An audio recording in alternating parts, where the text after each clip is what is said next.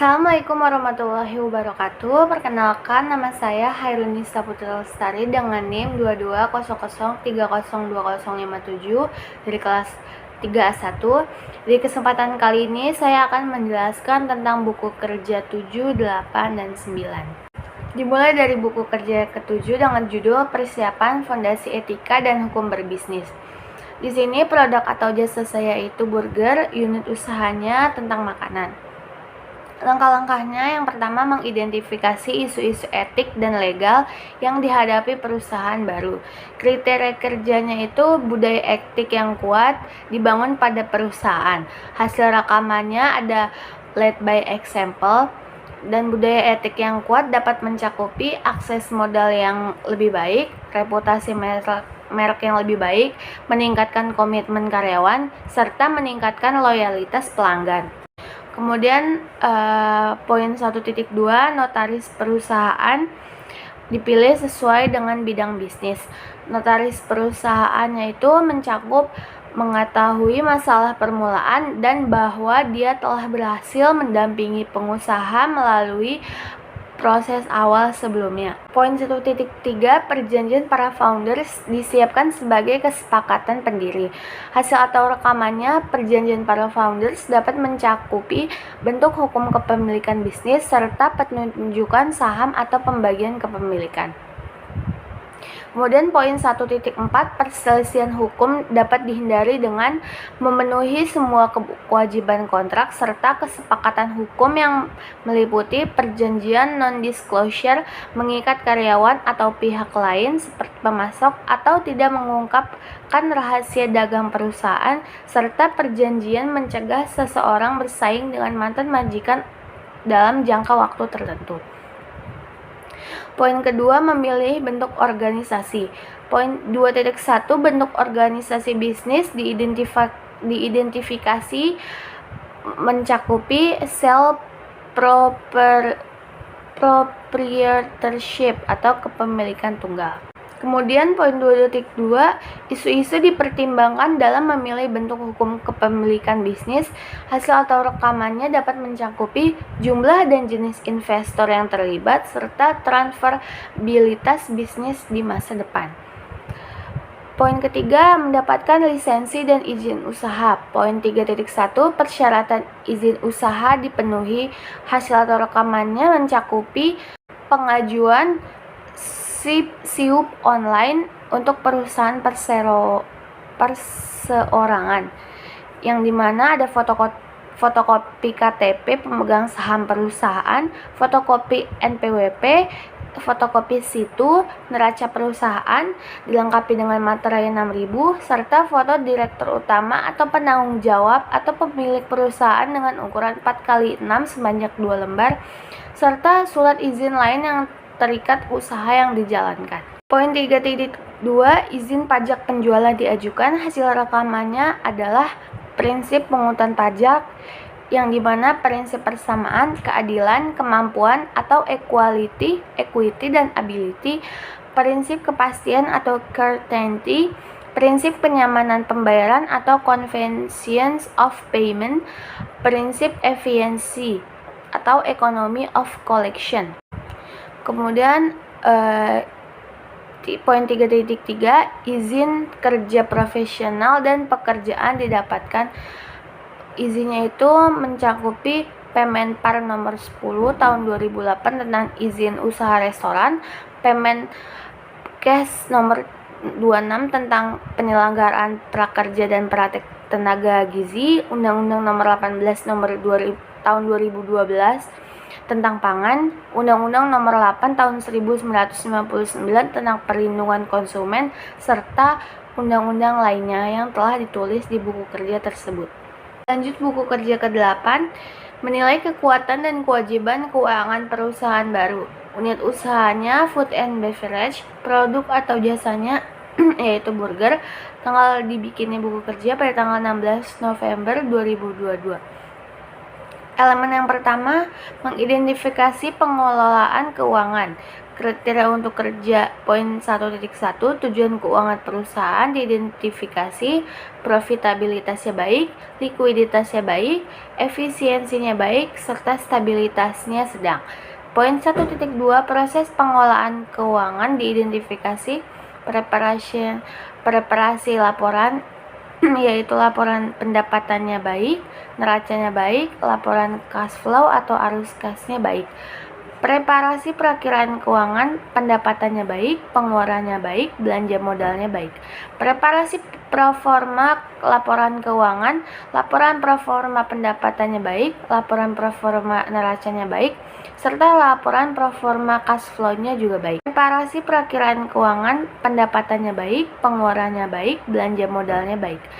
Preparasi proforma laporan keuangan, laporan proforma pendapatannya baik, laporan proforma neracanya baik, laporan proforma cash flow-nya baik. Analisa berjalan dari hasil-hasil keuangan, rasio analisisnya baik, mengukur hasil dibandingkan neraca baik, mengukur hasil-hasil dengan norma industrinya juga baik. Poin 1.3, laporan historik keuangan diidentifikasi dengan laporan keuangannya baik, neracanya baik, laporan cash flow-nya baik. Poin 1.4, perakiraan keuangan diidentifikasi dengan laporan keuangan histori perusahaan diikuti oleh persiapan perakiraannya baik.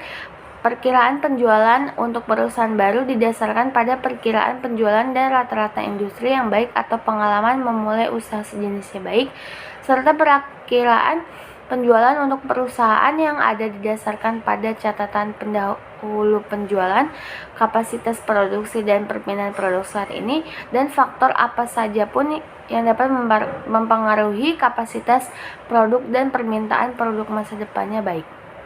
Elemen yang kedua, poin 2.1, laporan proformanya diidentifikasi, proforma laba ruginya sedang, proforma pendapatannya baik, proforma neracanya baik, serta proforma arus kasnya baik.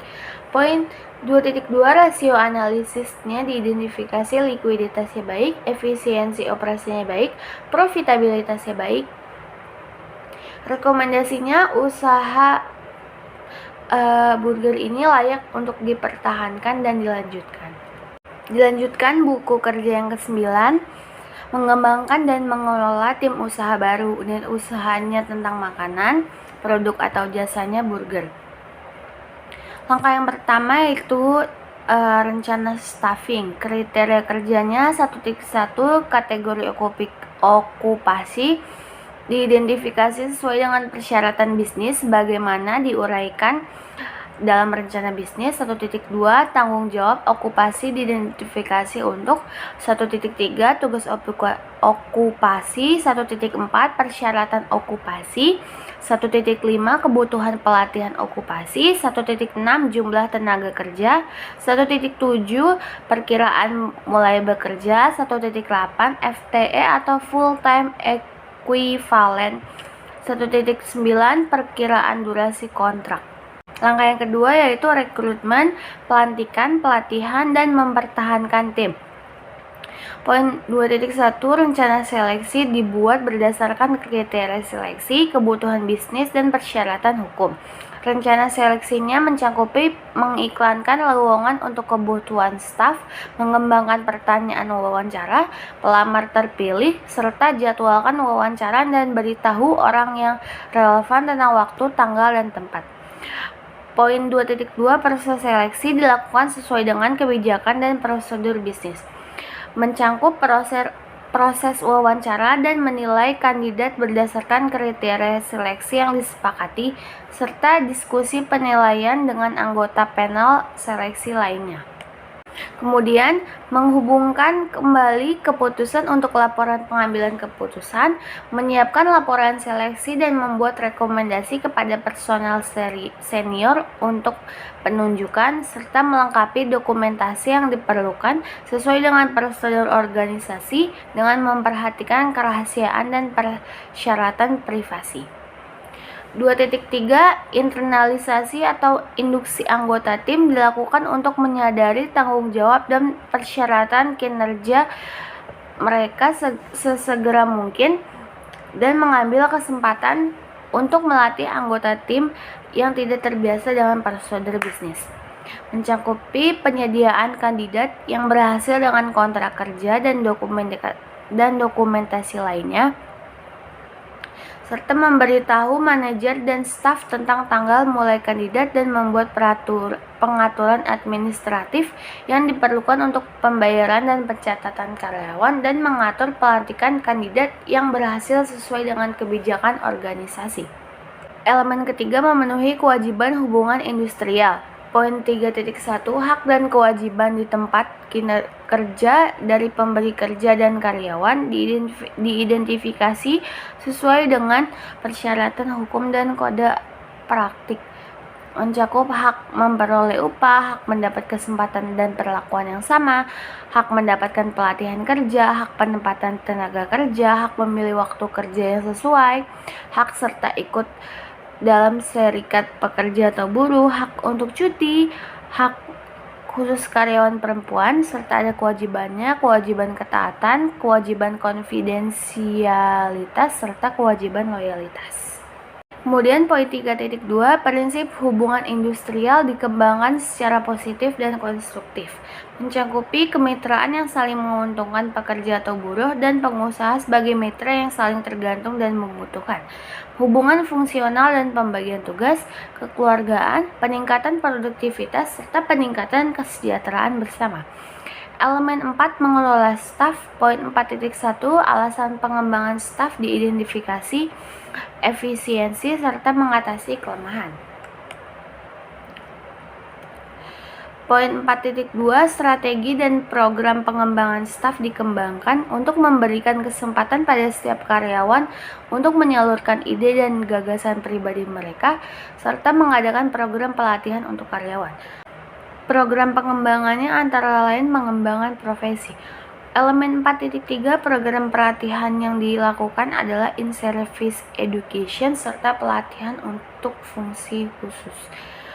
Poin 4.4 evaluasinya diantara lain mengidentifikasi dan melibatkan pemangku kepentingan utama dan jelaskan kegiatan dan tujuan pengembangan staf.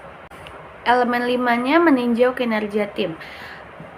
Poin 5.1 hasil kinerjanya diantara lain pencapaian tujuan dan sasaran yang telah ditentukan sebelumnya. Poin 5.2 kompetensi diidentifikasi, ada keterampilan dan juga sikap. Poin 5.3 tingkat pergantian stafnya itu rendah, kurang dari 15%. 5.4 kekompakan timnya itu ada kerjasama. Kemudian ada rencana staffingnya. Restoran burger ini berada di Jalan Kayu Manis 8, RT 7 dan RW 9. Ada staf atau krunya bertanggung jawab melayani pelanggan dari masuk restoran sampai dengan keluar restoran. Tugasnya memberikan servis kepada pelanggan, memonitor setiap pelanggan yang membutuhkan, serta menjaga kebersihan tempat. Persyaratannya itu wanita, minimal pengalamannya 1 tahun, minimal pendidikannya SLTA sederajat, dan bisa bekerja sama dengan tim. Kebutuhan pelatihannya itu cara servis yang sesuai SOP yang berlaku di restoran. Jumlah tenaga kerja yang dibutuhkannya sebanyak 7 orang. Perkiraan mulai bekerjanya pada tanggal 5 Desember nanti 2022. Untuk waktunya itu ada 2 shift, jam 7 sampai jam 3 sore. Kemudian untuk shift keduanya jam 1 sampai jam 9 malam. Perkiraan durasi kontraknya selama 1 tahun. Kedua yang dibutuhkan yaitu chefnya. Bertanggung jawab membuat makanan sesuai pesanan dan SOP. Tugasnya memberikan kualitas makanan yang bersih dan enak, menjaga kebersihan area di dapur. Kemudian persyaratannya minimal pengalamannya 1 tahun, ahli membuat makanan western, serta pria maupun wanita. Kebutuhan pelatihannya itu membuat makanan western. Jumlah tenaga yang dibutuhkannya sebanyak 3 orang. Perkiraan mulai bekerjanya sama 5 Desember nanti 2022. Shiftnya sama, juga terdapat 2 shift. Perkiraan durasi kontraknya selama 1 tahun. Ketiga yang dibutuhkan adalah kasir, bertanggung jawab dalam proses pembayaran penjualan dan menghitung report tiap tahunnya. Tugasnya melayani transaksi pembayaran, memberi informasi tentang promosi yang sedang berjalan atau yang akan datang nanti, serta mempromosikan menu makanan.